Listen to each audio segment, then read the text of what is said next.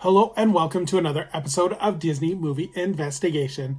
If this is your first time watching, welcome to the show. In each episode, we take a look at a movie that is featured on Disney+.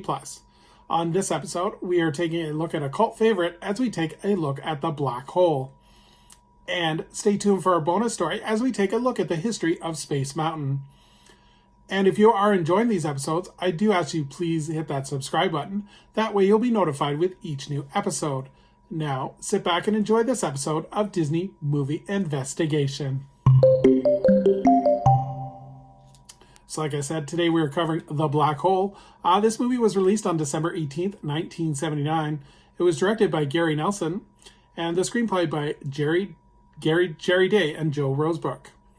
The production companies were Walt Disney Pictures, and it was distributed by Buena Vista Distribution. The budget for this movie was $20 million, and it had a box office return of $35.8 million.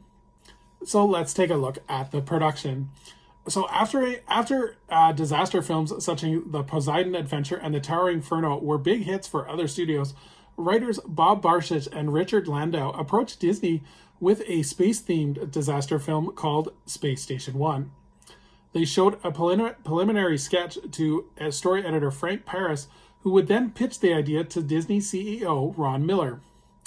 Producer Wilson Hibler was assigned to the project and put it into development, and he was the one that suggested that the disaster be a black hole.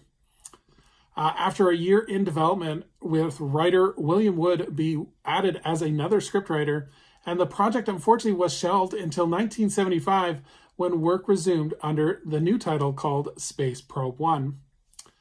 Director John Howe would be assigned the project, but Howe would ask for a reworking of the script, and Howe brought in his own writer, Summer Arthur Long.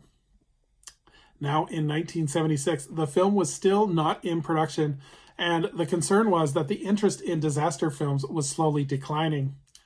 In August of 1976, writer Ed Coffey was brought in for another rewrite, followed by another one in 1977 with Jeb Rosebrook. Director Howe would leave the project to direct Brass Target. Jerry Nelson was approached to direct, but he initially declined, but changed his mind after looking at the miniatures and the matte paintings of the story. In terms of casting, the first actress that was approached was Sigourney Weaver, but the casting director balked at her unusual name and decided to pass. Actress Jennifer O'Neill was cast as Kate McRae, but there was one problem. As for the role, she would need to cut her hair. She would initially be hesitant, but agreed, and then during the haircut, in order to settle her nerves, she had several glasses of wine. Unfortunately, she left the studio quite intoxicated and got into a car accident that required her to be hospitalized. She would be recast by actress Yvette Mimic, and who had no problem cutting her hair. John Barry, famous for scoring the James Bond films, was hired to compose the score, with a soundtrack being released in 1979.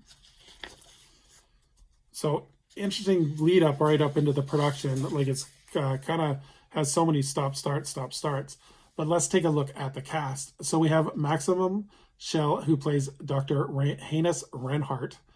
Anthony Perkins plays Dr. Alex Durant. Robert Foster plays Captain Dan Hollard. Joseph Bottoms plays Charlie Pizer. Yvette Mimics, as we said, plays Kate McRae. Roddy McDowell provides the voice of the robot Vincent. Slim Pickens as the voice of Old Bob. And Tom McCollin as Captain Star. So in terms of the plot, the crew of the spaceship Palomino stumbles across the lost ship, the USS Cygnet, hovering on the edge of an immense black hole. Once aboard, they find the ship is manned by robots, and its only human inhabitant is Dr. Hans Reinhardt, an eminent scientist who has been missing for the past 20 years. His plan is to enter the black hole. Whether Dr. Reinhardt is a genius or a madman, one thing is for sure: he will not be denied his life's dream and what lies beneath the black hole: immortality or oblivion. So this movie has quite the legacy in terms of marketing as well. So the movie was released actually at the Odeon Lanchester Square in London, And this movie was actually one of the last movies to have a pre-overture or an on-screen overture as part of the film. Alan Dean Foster wrote a novelization of the film, along with Disney Comics releasing a comic book adaptation of the film. A second comic book adaptation of the film was done by Whiteman Comics. And for younger audiences, Disney would also release a read-along and an illustrated storybook of the film. Little Golden Books also released an original story based on the film called The Black Hole, a spaceship adventure for robots. The Mego Corporation would create action figures and models for the ships, released in 1979. Nabisco was a marketing partner, and they would actually release a series of plastic pencil holders in the shape of the characters that would be prizes in their cereal boxes. In 1983, Disney would release a computer game based on the black hole called Space Probe Math for the Radio Shack TRS-80 color computer. And because the movie would actually be nominated for 2 Academy Awards, one for Best Cinematography and the other for Best Visual Effects.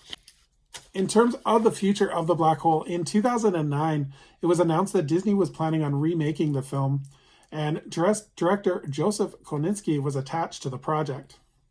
In 2013, scriptwriter John Spellis was hired to write the script, and in 2016, unfortunately, the movie was put on hold for being too dark, and in 2018, Emily Carmichael was hired to rewrite the script.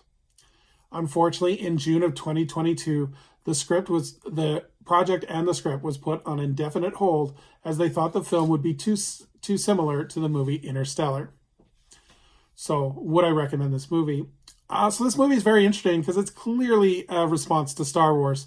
The movie is almost like a bad Xerox of Star Wars. V.I.N.C.E.N.T is clearly a clone of R2-D2. And the problem is, the movie, I find, is a combination of both Star Wars and 20,000 Leagues Under the Sea. But it's very, very boring. The other major problem is the movie looks very 70s and comes off looking very cheap with low production quality. Overall, especially with Disney owning the Star Wars property, I would stick to those and I would give this one a hard pass. So let's take a look at our bonus story. So Space Mountain is a space-themed indoor roller coaster that is located in 5 out of 6 of the Disney theme parks.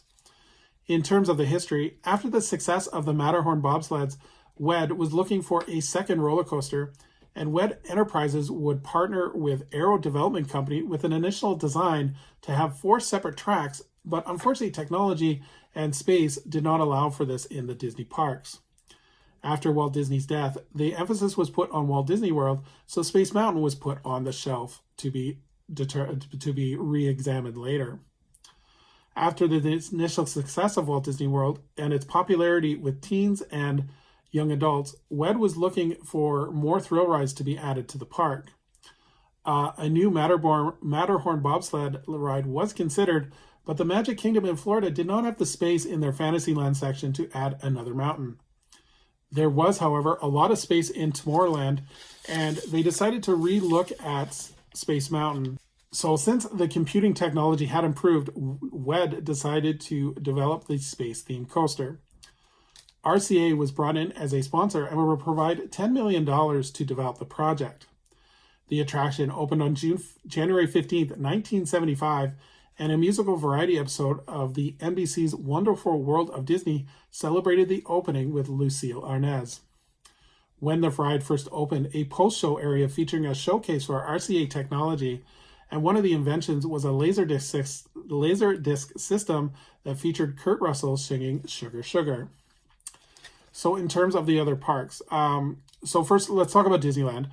So after the success of Space Mountain at Disney World, Imagineers decided to go back on their plans and add a Space Mountain to Disneyland.